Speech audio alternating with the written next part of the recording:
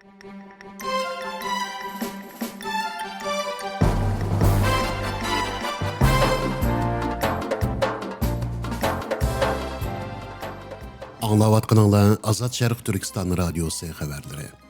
Assalamu alaykum hörmətli radio anlıqçılar. Bugünkü xəbərlərimizdə dünya miqyasındakı kuch siyasətinin kəskinləşişi, Xitayning ichki tashqi siyosiy besimləri, shundaqla Şərq Türkistan məsələsinin xalqaralıq vəziyyət ichidagi o'rniga doir mühim xəbər və mülahizələrini diqqətinizə sunumuz.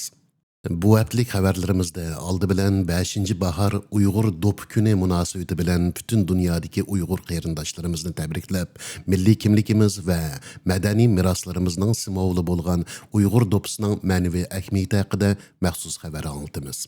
Andın Çigrasız Muxbirlar Təşkilatı elan qılğan 2026 yıllıq Dünya Axbarat Erkinligi göstərgücü haqqında toxtulub, Xitayning bulubmu Şərq Türkistandakı uçur çəkilməsi və mətbuat bastırışının davamlıq dünyanın diqqətə düşkənligini anlatımız. Ahırda bolsa, Xitay Kompartiyası içideki çoğun tazlaş hərəkəti, sabıq dövlət müdafiə ministerlərinin ölüm cəzasına hüküm qılınışı, Xitay armiyasidagi ishki ziddiyatlar və bunun Xitayning kelgusi siyosiy muqimligiga ko'rsatilgan ta'siri haqida xabar beramiz. Assalomu alaykum hurmatli radio anglag'uvchilar. Her yılı bahar ayının 5. günü dünyanın qaysı yerde yaşayışından qat'i nazar Uyghur Dop gününü hatırlab özlerinin milli kimligi, medeniyeti ve ruhi mirasıga bolgan söygüsünü ifadelaydi. Bu faqat bir baş kiyimiga beg'ishlangan xotira kunlar emas, balki bir millatning tarixi, madaniyati, iftixori va mavjudligini aks ettiradigan ma'naviy bayramidir. Doppa Uyghur xalqining asrlardan buyon davomlashib kelgan milliy kimligining jonliq simvoli. Uningdagi har bir naqish, har bir rang va har bir kashtida xalqimizning hayot qarashi, go'zallik tuyg'usi va madaniyat ruhi mujassamlangan. Qashqarning chiman do'pisidan tortib, Xotanning gullik do'pilarigacha, Atush, G'ulja, Turpan va Urumchining o'zgacha uslublarigacha Doppa bizning tarixiy izlarimizni bugunga ulab kelgan qimmatli mirosdir. Bugun vatanimiz Sharq Turkistonda Uyg'ur madaniyati qattiq besimga, yo'qotish siyosatlariga duch kelayotgan bir paytda Dop kunini xotirlashning ahamiyati texmo cho'nqur ma'niga ega bo'lmoqda. Çünkü dopimiz faqat bir baş kiyimila emas, balki u bizning "Men Uyg'ur" deb dunyoga qilgan jimjit ammo qat'iy chaqiriqimizdir. Dunyoning har qaysi joylaridagi Uyg'ur yoshlarining, bolalarimizning dop kiyib rasmiga tushishi, maktab va ko'chalarda milliy kimligini iftixor bilan namoyon qilishi biz uchun umidning, davomlashishining va yo'q bo'lmaslikning belgisidir. Bu münasebet bilen radyomuz bütün Uyghur xalqini Uyghur Dop günü bilen qizg'in tabriklaydi. Tilimizni, medeniyetimizni, örf-adetlerimizni ve dopimizni qadrlayli. Çünkü medeniyetini saqlagan millet kelgusini mu saqlab qalalaydi. Dopimiz beşimizden düşmesin, milli ruhimiz qalbimizden o'chmasin. Hörmətli radio anlıqçılar, Çigrasız Muxbirlar Təşkilatı 2026 yıllıq Dünya Axbarat Erkinligi göstərgücünü 30. Ümid günü rəsmi elan qıldı. Bu yıl 25. qıtım elan qılınğan məzkur doklad dünyadakı 180 dövlət və rayondakı axbarat erkinliginin əhvalını silishtirmə şəkildə bahalığan bulub, xalqara cəmiyyətinin diqqətini yana bir qıtım dünya miqyasındakı söz və mətbuat erkinligi məsələsiga qaratdı. Dokladda dünya bo'yicha axborot sohasining besim, tahdid va siyosiy kontrolga texmi ko'p uchrayotganligi, bo'libmi diktator hokimiyatlar ostidagi rayonlarda mustaqil jurnalistlarning xavf ichida xizmat qilayotganligi ta'kidlandi. Xitoy bo'lsa bu yil yana eng to'van o'rindan yer olgan bo'lib, dunyodagi eng chong axborot turmilarining biri deb tasvirlandi. Dokladda Xitoy hukumatining faqat o'z ichidagi matbuotlarni qattiq kontrol qilib qolmasdan, balki chet ellardagi Xitoy tilidagi matbuotlarga, surgundagi Uyg'ur, Tibet va demokratiya faoliyatchilarining ovozlariga bisim ishlatayotganligi qayd qilindi. Bulupmu Şərq Türkistanda Uyghur jurnalistləri, yazğıcılar və mədəniyyət xadimlərinin yıllardan bu yan izdireksiz yoxtılışı, qamaq elinişi yoki sükut qilishga məcburlanishi dokladda alayida diqqət qo'zg'agan nuqtalarning biri bo'ldi. Kuzatuvchilarning qarashicha, bugungi dunyoda axborot erkinligi faqat muxbirlarningla masalasi emas, balki bir millatning haqiqatni bilish huquqi, tarixini qo'g'dash va kelgusini belgilash masalasi bo'lib qoldi. Bulupmu Şərq Türkistanda qattiq uçur çəkilməsi astidagi rayonlarda mustaqil avazlarning barlığı və davamlıq anlatılışı xalqning mavjudligi uchun intayin muhim deb qaralmoqda. Chegarasiz muxbirlar tashkiloti dokladida yana dunyo miqyosida uchur urushi, raqamlik nazorat va siyosiy dezinformatsiyaning kuchayishi sababidan axborot erkinligining yangi xavflarga duch kelayotganligi ogohlantirildi. Xalqaro kishilik huquq tashkilotlari bo'lsa, Xitoyning Sharq Turkistondagi uchur cheklamasi va matbuotni bo'g'ish siyosatiga qarshi texmo kuchlik bisim ishlatishga chaqiriq qilmoqda. Hörmətli radio anlıqçılar, Xitay Kompartiyasının ən səzgür sahalarının biri bolğan armiya sistemisida yana zo'r siyosiy zilzila yuz berdi. Xitay Dövlət Agentliyi Xinhuaның xabar qilishicha, sobiq davlat mudofaa ministrlari Wei Fenghe va Li Shangfu poraxo'rlik va huquqdan qalaymaqon foydalanish jinoyati bilan o'lim jazosiga hukm qilingan. Biroq jazo 2 yil kechiktirib ijro qilinadigan bo'lib, bu Xitoy qonun sistemasida odatda umrlik qamoq jazosiga aylantiriladigan bir xil siyosiy jazo shakli deb qaraldi. Dokladlarga qaraganda, ikki sobiq ministr zo'r miqdorda pora olgan, odam o'rinlashtirish va vazifa taqsimotida qonunsiz manfaat yaratgan deb ayblangan. Li Shangfuning siyosiy mas'uliyatini ado qilmaganligi va shaxsiy manfaat uchun huquqini ishlatib, boshqalarga foyda yetkazganligi ta'kidlangan. Bu vaqa Xitoy raisi Xi Jinping 2012-yili hokimiyatga chiqqandan buyon davom qilayotgan poraxo'rlikqa qarshi kurash nomidagi zo'r tozalash harakatining yana bir yuqori pallasi bo'lib qoldi. Bulupmu 2023-yildan boshlab yadro qurollarini boshqaradigan raketa qismida boshlangan tozalash Xitoy Xalq ozodlik armiyasining eng yuqori qatlamlarigacha kengaydi. Xalqaro strategiya tadqiqot institutining qarashicha, bundaq keng ko'lamli tozalashlar Xitoy armiyasining qo'mondonlik sistemasida og'ir bo'shliq va ishonch krizisi paydo qilgan bo'lib, armiyaning harbiy tayyorligi va zamonaviylashtirish sur'atiga salbiy ta'sir ko'rsatmoqda. Kuzatuvchilarning qarashicha, bu voqea faqat poraxo'rlik masalasi emas, balki Xi Jinpingning armiya ustidagi mutlaq kontrolligini kuchaytirish va o'ziga bo'lgan sodiqlikni qayta qurish harakatining davomidir. Bo'libmi, Xi Jinpingning uzun yillik sabdishi deb qaralgan yuqori darajalik general Zhang Yusha qatorliqlarning bir-birlab sahndan tushirilishi Xitoy ichidagi siyosiy kuch tangpongligining intayin nozik holatga kelganligini ko'rsatmoqda. Ba'zi g'arb analizchilari bo'lsa, bundaq ishki tozalashlarning Xitoyning Tayvan, Janubiy dengiz va hatto Sharq Turkistonga qaratgan bexatarlik siyosatlariga bevosita ta'sir ko'rsatishi mumkinligini bildirmoqda. Chunki ishki ishonchsizlik kuchaygan sistemalar ko'pincha holda diqqatini tashqi dushman yaratish va millatchilik kayfiyatini qo'zg'ashga qaratadi. Hurmatli radio anglag'uchilar, ko'rayotganimizdek bugungi dunyo texmi murakkab, texmi keskin bir kuch raqobati davriga qadam qo'ymoqda. Bo'libmi Xitoy ichidagi siyosiy tozalashlar, harbiy sohadagi davolg'ushlar va xalqaro bisimlarning kuchayishi Sharq Turkiston davosining kelgusi uchunmi yangi savol va yangi fursatlarni o'tirg'a qo'ymoqda. Hamda bu masalalar haqida texmi cho'nqur tushunchaga erishish uchun Sharq Turkiston Ulusal Manfaat Markazi mudiriyat raisi, mustaqil siyosiy kuzatchi va tahlilchi Nijat Bey bilan elib borgan maxsus suhbatimizni diqqatingizga sunamiz.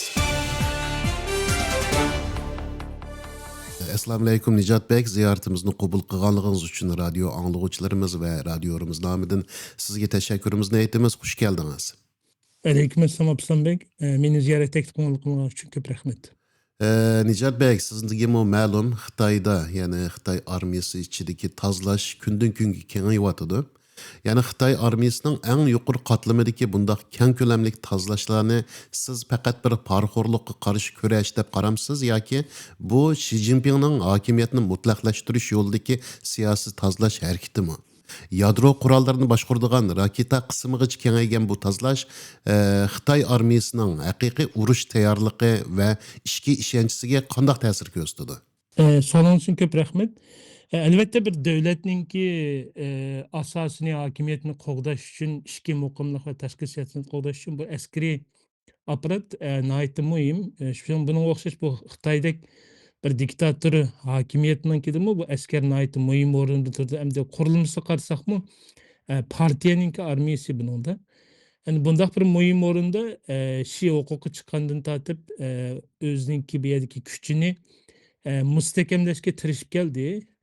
Bu yerda hozir bu xalqqa berayotgan nemisida tushuntirishida bu yerda asosan poraxo'rlik urush orqali nima bo'ldi, poraxo'rlik qildi, xizmatni yaxshi qilmadi, intizomsizlik va u bu deb aşağı tushuntirdi. Ammo buningki oxir ko'rinishda mening shaxsan qarashimda bu bir siyosiy bir kurash deb qarayman bu qitimqi nimani. Hmm. Yani bu yerdagi eng muhim bo'lgan ikki dona generalni elib yetishi va uningdan burunqi tozalashlarning hammasi qarasak, bu yerda shi o'zining askariy apparat ichidagi bo'libmi eng yuqoridagi askariy apparatning qaror vergichi o'rinda o'zining ta'sir kuchini kuchaytirish va mustahkamlash, andan keyin bu yerda o'ziga sodiq bo'lgan odamlarni orqali bir askariy apparatni barpo qilish. Chunki bu uzun yillardan buyon shu poraxo'rlikni bano qilgan holatda o'ziniki siyosiy raqiblarining hammasini tozalab keldi bugunga qadar. Ham bu Xitoyning an'anaviy tarixida qarasak, bundaq bir ichki kurashlar tarixdan buyon davomlashib kelganlikda bunda bir narsalar. Endi bu şeymi şu sırtkı tehdittin bekrak ichki tehditni o'ziga o'zining siyosiy o'rniga bevosita ta'sir ko'rsatadigan bo'libmi armiyadan undaq bir qurolli harakat orqali inqilob qo'zg'ab hokimiyatidan almash taxtidan tushirib yuboradigan bunday bir o'rinni shu birinchi bo'lib ya'ni muhim tutadi, eng muhim ko'radi buningda. Hmm. Shunga bu generallarni tozalash bir siyosiy edib berilgan bir qaror va qadam deb qarayman. Hmm. Endi bu yerda eliyotganning qandoq nemisi ta'sir ko'rsatishi mumkin deydigan bir narsaga kelsak, bu manda bir ta'sirlarni ko'rsatishi mumkin. Birinchisi, Xitoyning armiyasi garchi taraqqiy qildi, zamonaviylashdi, fan texnikasi ilgariladi, yangi zamonaviy urush qurollarini oldi, u bu degan bilan, ammo bu narsaning hammasini odamlar qiladigan narsa. Adam amili naytı mühim. Bu adamlarning amiliga kelgan chog'da askarning tajribasi naytı mühim. Bu bugungi Xitoyning armiyasida bundaq bir rasmiy amaliy jangga kirib qatnashgan ofitserlar, undaq generallar yo'q deyarlikmish. Eliyotgan oxirgisi to'g'ri deymi, xatolashmasam. Hmm. Bu amaliy jang tajribasi bo'lmaganlik bu askarninki ming yuqori texnologiyalik, ming chiniqtirib etgan bo'lsa-mu, jangdagi tajribasizligi bularni bir nimaga ilib bordi? Uzun eg'ir ziyonlarga uchratishi mumkin. Şoň bu sebäpden Xitoy nurg'un dunyodagi bo'layotgan nurg'un urushlarga o'zining askerlikdan chekindirgan koni askarlarni avatish, ba'zi askariy mutaxassislarni avatish orqali bu urush tajribasini to'plashga tirishyotidi. Ba'zi nimalar masalan Iran urushdimi bu narsalarni qildi. Ammo yanada yig'inchoqlagan chog'da amaliy jangda qon to'kilish orqali yig'ilgan jang tajribasi bu boshqa. Şoň bu Xitoyning o'ziniki askariy kelgusidagi askariy to'qinishlarga, urushlarga kirgan chog'da bu eg'ir ziyon beradigan bir omillarniki bir sup qoldi. Ikkinchisi ichki ishonch, ya'ni askarlarninki o'zining askar va ofitserlarniki o'zininki bu askariy apparatning ichidagi mavjudiyati qanchalik bo'ldi deydigan bir qo'rquv shakllanib bo'ldi deb qarayman hozir shu. Hmm. Chunki bu tazlanayotganlar faqat kichikli generallar emas, kichik ofitserlar emas. Yuqori, eng yuqoridagi mush askariy apparatning yaqinqi 30 yillik qurilishini shakllantirgan odamlar tazlanib ketyotdi. Bunda holatda hammasi o'zining o'rnidan, turayotgan askarlik o'rnidan qo'rqish bo'ladi. Bu qo'rqish orqali Xi Jinpingga itoat qilsa-mu, agarda bir fursat tepilib qolsa, bularni isyon qilmaydi deb kim deyalaydi. Hmm. Oson emas, ammo bular o'zining nemisini muqimlash uchun balkim bir kunlarda fursatlar chiqsa, bundaq bir o'zining o'rnini muqimlaydigan va shini ketkizib başka bir siyasi iliqi askeri aparatning nim qildigan ishlar bo'lib qolsa, balkim bular o'zgarish nim bo'lishi mumkin askarning ichida. Hmm. Bu qo'rquv endi demoqchi o'g'lim, muqimsizlikqa va kelgusidagi isyonga terilgan bir urug'larning bir nimasi bo'lishi mumkin. Hozirgi Hmm. bo'layotgan bu narsalar. Hmm. Xi Jinpingning o'ziga eng yaqin deb qaralgan odamlarga ishonmaslikka boshlashi Xitoy siyosiy sistemasining ichki krizisining qanchalik cho'nqurlashganligini ko'rsatadi sizcha? Albatta bu poraxo'rlik, bu yerdagi iliqi ichki urush jidallar, uningdiki bu huquq kurashchilar butun siyosiy apparatlarda dunyoning hammasi bor. Xitoynikidan da bu biraz o'zgacharoq. U bo'lsa-mu tarixdan buyon bularning undaq nimasi ajoyib qonliq buloqliq ichki kurashlarichu. Hamda Shimu o'zining huquqining kuchayishiga va davlatni siyosiy, askariy, iqtisodiy, istixbor nurg'un jihatlardan elishiga ergishib, bu kuchaygan sari o'zi ansiz es qilyotidi yani. Chunki buning o'zining boshda raqiblarini tozalagan bo'lsa, hozir o'ziga eng yaqin turganlarni tozalab yetib boradi masalanchi. Buningdan Shiningmi bu atrofdagilarga yana to'liq ishonmaydiganligi bulardan bir o'ziningmi bir ansizlik borligini ko'rgili bo'ladi masalanchi insonlardan. Hmm. Yani ichki o'zining atrofida birga turayotgan siyosiy guruhlar va askariy apparatdagi yuqori generallar Shi uchun bir tarafdan bularga buning xizmat qiladigan xizmatdoshlari bo'lsa, bir tarafdan buning uchun siyosiy hokimiyatiga, huquqiga tahdid qiladigan bir raqiblar deb ko'rindi endi. Hmm. Bu sebepten bu to'xtamay buni tozalashga nima keladi? Endi savol bu yerda nimaki qachongacha va qayergacha tozalay oladi? Hmm. Nima deychi? Endi bu narsalar xatarlik. Endi Hmm. yeni bir narsa bularniki bunda tozalashi anaqa sualma hep keladichu bu askarlarning ichida, apparatning ichida, siyosiy hokimiyatning ichidami bizning taqdirimiz qanday bo'ladi? Haqiqatan bu hokimiyat mashrumu deydigan manda bir savollarni qo'yish ehtimolligiga olib boradi masalanchu. Hmm. Haqiqatan bu xalq armiyasimi, haqiqatan bu xalq uchun nima qilatamdi, hokimiyatni qo'g'dayotamdi deydigan nimaligim olib boradi buning taraqqiy qilishi. Hmm. Şoňa şi üçünmü asan emes bu özgürüşler. Hmm.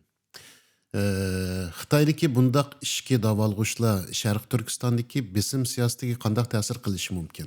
Xitoy ichki ojizlikni yoshirish uchun Sharq Turkistonda texmi qattiq bexatarlik siyosatini yo'l qo'yishi mumkinmi? Elbette Şərq Türkistan'ınki coğrafiyasından qarasaq, bularınki xəvfsizlik düşənçisi var Xitaylarınkide. Yani Şərq Türkistan arqılıq Mongolistan, Mongolistan arqılıq Beijing'nin bundan nemisini qoğdayımız deydiğin. O dəvirdə Şərq Türkistan basmağan da hazır besviləqlik və hakimiyyətini verdi çıngaytdığılıq.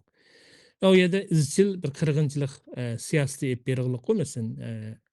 Bu narsadan qarasak bu yerda yeni bir endişesi var da mesela izchil gerçi bir yana besivаған, gerçi bir yerdeki xalqni qırğan, neçə ildir men kamplarga, jaza lagerlarga solab qılıbatqan bolsunmu, yana Şərq Türkistandaki nim qılğan bu yerdeki xalqning mustaqillik bolğan arzusudan, işenchisidan, ümididan bular yana izchil bir ensireydigan bir narsa var. Hem udul bütün emisini qırıp yetemegan holatda bular iliqi hech bo'lmasa bularning irodasini yo'qotaylik, bularningki milliy kimligini yo'qotaylik deb azijik har xil siyosatni ijro qilyotidi. Ammo masala qayergacha qila oladi, qanchalik qila oladi buning. Chunki har bir narsaning cheki borchu bu yerdami. Endi bu Xitoylar atrofda xalqarodagi bo'layotgan o'zgarishlar, bu yang bo'lib Xitoy bilan Amerika ikkisining o'rtasidagi raqiblik kurashi bu narsalardan tayyorliklarni qilyotidi. Bo'lib dengiz rayonida askariy nimasini kuchaytirish u bu narsalar. Ammo parallel holda Sharq Turkiston chegarasiga narsa qarasaqmi, bu yerdami Xitoy o'zining bir tarafdan qattiq qo'l siyosatini kuchlantirish, chingaytirish bilan birlikda bu yerda askariy tayyorliklar masalanchu chegara rayonlarida bo'layotgan qurilishlarni kuchaytirish, belgiligi ul aslalarni ularga mablag' solish orqali bu yerga kelib chiqish ehtimoli bo'lgan tashqi kuchlar deylik. Xitoyning nazaridagimu Xitoyning nazaridagi tashqi kuchlarni bo'lib bu yerda Sharq Turkistonliklar demoqchi. Hmm. Bularning kirib bu yerda chegarada hujum qilib qilishi va ma'lum bir urushning oldini olish uchun masalan Tojikistonda qurilmoqchi mablag' solgan 9 dona istixborot punktini qurishi, anandaki kim Afg'oniston, Pokiston chegaralariga ilaqi yangidan 3 viloyatni o'rnatishi bularning hammasi nimani ko'rsatdi degan chog'da Xitoyning bu Sharq Turkiston zaminidagi kelib chiqish ehtimoli bo'lgan bir hujumning yoki nimasining ansirayotgan bir narsa ko'rsa. Gerçi o'zi qudratli, kuchli bir davlat bo'lsa-mu, yenilamki bu yandan o'zining hokimiyat nimasidan bular ilqi amin emas, Hmm. xotirjam emas. Shuning Hmm. uchun Yani. Şoň bu qattiqqo'l siyaset texmi küçüyüp davam qilishi mumkin yana. Hmm. Xalqaro jamiyat Xitoyning harbiy va siyosiy ichki krizisiga diqqat qilayotgan bugünkidek paytda Sharq Hı hı. Turkiston mustaqillik da'vosi bu vaziyatdan qanday foydalanishi kerak sizce? Elbette bu xalqarada bizning masalamiz qarasak siyosiy sahnadan tushib boshqa bir masalalar dunyoning kun tartibining eng yuqorisiga o'tib ketdi. Ammo yine unutilmagan bir narsa u bo'lsin nima degan chog'da rayon va xalqarada Xitoy tahdidininki kuchayishi, mayli energiya sohasida bo'lsin, mayli iqtisod, mayli ta'minlash zanjiri deymiz, boshqa askariy sohalar, xavfsizlik sohalariga deymiz. Xitoy izchil rayonlarga tahdid ko'rsatyotidi masalan uchun. Hmm. Yani bu ko'rsatilgan tahdidlarning ichida bu davlatlar albatta Xitoy bilan bo'lgan munosabatni normal ep berish bilan birga Xitoy tahdidiga qanday qarshi turishni izlanadi bularchu. Xitoyning yumshoq qarni, yumshoq ojizlik nuqtalari qaysi? Bu nuqtalarni kelgan chog'da Sharq Turkiston qarti bu yerga o'tirg'i chiqadigan gap. Hmm. Nasıl Şərq Türkistan xəritini bir yerdə oynayılı, bular bilan birlikdə maslashib hərəkət qılıb, Xitayını acizlatadigan nim qilaylı degan chog'da bu yerga ikki tanlash chiqdi. Birisi Xitoyninki ep berayotgan bu mustamlik siyosati, irqiy qirg'inchilik siyosatininki nimasini tanqid qiladigan bundaq siyosiy bir qartni o'ynash hamda buni Yevropa Ittifoqi va Amerika Yapon, Avstraliya bilan yillardan o'ynab keldi. Hmm. Endi bu masalani faqat Xitoyni avara qilish, xalqaro sahnada Xitoyning yuzini tikish, Xitoyni avara qilish bilan cheklanib qoladi. Hmm. Ammo rasmiy Xitoyni tizginlash nimasiga kelgan chog'da albatta Sharq Turkistonninki bu yerda mustaqil davlat bo'lib qurilishiga kelgan chog'da buningga davlatlar uchuq yordam qilolmasimi, davlatning tadqiqot organlari bunda bir ehtimollikni ko'zdan albatta kechiradi masalanchu. Bunda bo'lgan chog'da rayonga bo'libmi o'zimizning davlatiga qandaq bir manfaatlarni olib keladi deydigan. Hmm. Buningga Sharq Turkistonning mustaqil bo'lishi manfaatsiz bo'lgan davlatlarmi bo'ladi albatta va Sharq Turkistonning davlatining mustaqil davlatining qurilishimi bularning davlatiga manfaat olib keladigan ahvollarmi borchu. Hmm. Buni biz birinchisi Sharq Turkiston tashkilotlari va Sharq Turkiston liqlar buni yaxshi analiz qilishimiz kerak. Qaysi davlatlarninki Sharq Turkistonning mustaqil bo'lishi qaysi davlatlarninki strategiyalik manfaati bilan kesishidi. Buni qilgan chog'da bizning qaysi davlatlar bilan ish ilib berishimiz nihoyatda uchuq o'ttirg'i chiqadigan gap. Uchuq o'ttirg'i chiqqandan keyin endi buning shu siyosatini olib beradigan xaritasini chizib va bunga qarata harakat qilishimizga to'g'ri keladi. Ya'ni Hmm. yig'inchoqlasam qiyinchiliklarning ko'payishiga ergashib fursatlarmi ko'payib keladi. Endi bu fursatlarni tutish tutmasligimiz bu yerdagi omil shu o'zimizga bog'liq bo'lib qoladi. Hmm. En ahırkı sual. Xo'sh, Xi Jinping davridagi uzluksiz tozalash va qo'rqinch siyosati Xitoyning kelgusida Sovet ittifoqiga o'xshash ichki parchalanish xavfiga yuzlanayotganligining alomati deb qarashga bo'lamdi. eee, o'xshash yerlari bor, ba'zi nimalardagi narsalar o'xshash, ammo Xitoyning bugungi tutayotgan o'rni bilan sovuq munosabatlar urushdiki bu Sovet ittifoqining tutayotgan o'rnida biroz farqlar bor. Bo'libmi nima degan chog'da eng chong farqining birisi Xitoy bugun dunyo iqtisodining tijoratininki asosiy ishlab chiqaruvchi va eng chong qubul qiluvchi, ya'ni ham ishlab chiqardi ham sirtdan setib oldi. Bunda bir iqtisodiy motorini o'ziga markazlashtirib olgan bir davlat bo'lg'achqa gerçi devletler, mesela devletler Xitoyning parçalanishini, Xitoyning nim bo'lishini xohlasimi, ammo dunyodagi davlat halqagan kuchlar bor. Ya'ni davlat halqagan shirkatlar, cho'ng banklar masalanchu va Xitoyning mahsulotlariga bog'lanib qolgan cho'ng nimalar, shirkatlar. Bular Xitoyning parçalanishni xohlamdi deydigan bir savolni so'rash to'g'ri keldi. Chunki damalliqi Xitoyda bir kriz chiqsa, Xitoy parchalansa, bu davlatlar oldi bilan Xitoyning ichki muqimligini saqlash orqali o'zlarining mahsulotining ta'min qilishni xohlaydigan gapchu bu yerda. Hmm. Bu bizningki nimamizgami bir o'ylashadigan bir narsa. Bu iqtisodiy jihatdagi narsa. Andan keyin bu bexatarlik tinchlik nazariyasi nimasidan qarasaqmi, Xitoyda masalan ichki muqimsizlik, ichki qalayimqanchilik nima chiqqan chog'da bu yerda nopusning sonini qarasaqmi, hozir Xitoyning statistikada 1,4 milliard deydi. Yani bu şəxs bu yerdəki adamların köçüşü Suriye, Afrikadakı o bu yerlərdəki 10 milyon, 5 milyon emas, 100 milyonlab, 200 milyonlab adamlar köçüdüğən bir nəsil buldu da. Yani bu mu ətrafdakı dövlətlər və rayondakı dövlətlərin və xalqaradakı çoğun güçlərinin nəzərə alındığı qisminin birisi. Məsələn, bu yerdə bir qatlıq təvriniş, qatlıq bir toxunuş, işki bölünüş qalsa, bu qanda bir bölünüdü, qanda bir nərsini şəkilləndirir deyilən bunda bir nimini mi oylaydı elbette. Üçüncü neyse Xitay yadro qurallığı ega bir devlet ve yadro kurallarını izci terakki kıldırıvatıdı.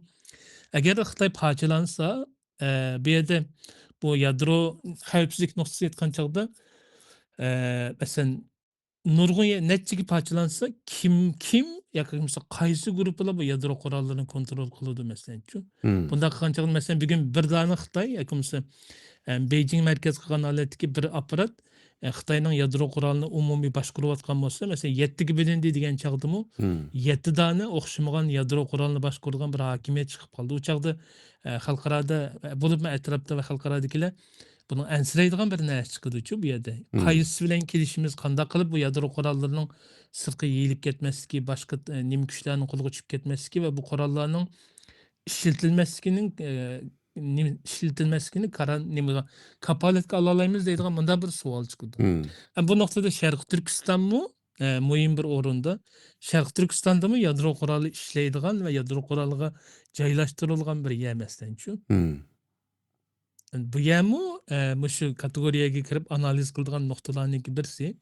Çünkü biz mi ilaki görüşümüzde bu neslim yaxşı oylashimiz gerek. Demek çoğunum hem iqtisadi noktadan hem xavfsizlik noktasından hem tinchlik nazariyasi noktasından aytgan çağda Xitoyning parchalanishi Sovet ittifoqining parchalanishidan ig'ir bir silkinishlarni keltirib chiqardi. Şun bu noktalardan bazı güçler bazı vaqt noktalarını aytgan çağda xohlasmi, bazı güçler bu narsaning oldini olib Xitoyning bütün tutib turilishiga yordam qilish mumkin hattochu. Hmm. Yani bu baza buzulup geçse, bu yerdeki insanlar çuvulsa, bu yerdeki yadro kurallarının bolsa, bu ağır akıbetlerini keltirip çıkırdı. Ona göre kanda bir hakimiyet kursun. Biz bularını özümüzden degen siyasi nimimizge, məqsədimizge kelse, biz bile hemkarlaşsa, yakınız bizden sistemimizge kirip biz bile nim etişmesi, bunu onda olsa öz beti kuyup koyali, yani muşlar başkasın deydiğen bunda bir nesim ki, kemmeydi digil olmaydı. Çünkü silkiniş Sovet ittifaqıdan ağır buludu. Bu narsa üçün. Elbette bu noktada yeni Xitoyning nimasi parçalanmagıçılık, Xitoy parçalanıp acizlaşmagıçılık özlerinin bexatarligi üçün emin tapanmaydigan devletler var mesela. Şu etrafdaki çigiradaki devletler. Bu yerden deyil ki xalaydiganlar gruplar buludu, xalamaydigan gruplar buludu. Şimdi bu nemdi şu to'g'ri o'lchashga to'g'ri keldi şu mezgillerde. Qimmatlik fikir ko'z qarashlaringizni radio anglag'uvchilarimiz bilan o'rtoqlashganligingiz uchun sizga tashakkurimizni aytamiz va vaqt munosabati bilan suhbatimizni bugun mushu yerda oxirlashtiramiz. Rahmat sizga. Men sizlarga rahmat aytaman. Rahmat. Bugungi xabarlarimizdan shuni ko'rib olishga bo'ladiki, dunyo yangi bir tartib izlayotgan, cho'ng kuchlar orasidagi raqobat bargan sari keskinlashayotgan bir davrga kirgan. Bundaq paytda Sharq Turkiston xalqining taqdirimi xalqaro siyosiy o'zgarishlar bilan texmo zich bog'lanib qolmoqda. Biroq tarix bizga shuni o'rgatdiki, qiyin davrlar faqat xavflar emas, balki uyg'ongan millatlar uchun fursat ham bo'la oladi. Agar biz milliy kimligimizni, tilimizni, madaniyatimizni va mustaqillik g'oyamizni saqlab qola olsak, bugungi sinoqlarimiz atiki g'alabaning asosiga aylandi. Shunga umidsizlikka emas, birlikka, sükutga emas, angliq harakatga, parchalanishga emas, milliy ittifoqqa ehtiyojli davrda turyapmiz. Kelajakda xalqarалық cho'ng raqobatlar ichida yo'qolib ketadigan emas, balki shu raqobatlarni millatining manfaati uchun fursatga aylantira oladigan aql va irodaga ega bir avlodning maydoniga chiqishini umid qilish bilan birga bu haftalik xabarlarimizni mushara oxirlashtiramiz. Anglayotganinglar Azad Sharq Turkiston radiosi xabarlari. Men Abdusalom Niyoz Uyg'ur. Keyingi haftalik xabarlarimizda ko'rishguncha omon bo'linglar.